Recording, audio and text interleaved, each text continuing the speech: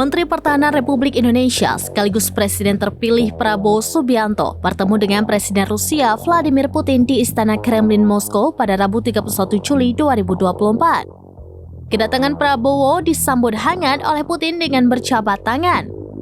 Setelah itu, Putin mempersilahkan Prabowo untuk duduk di kursi. Namun, Prabowo sadar ada sejumlah pejabat tinggi Rusia yang juga menunggu kehadirannya. Ia pun menyalami mereka terlebih dahulu sebelum duduk dan berbincang dengan Putin. Mengutip laman resmi Kementerian Pertahanan Republik Indonesia, Prabowo dan Putin membahas peningkatan kerjasama antara Republik Indonesia dan Rusia. Kerjasama itu meliputi bidang energi, transportasi, pendidikan, hingga pariwisata.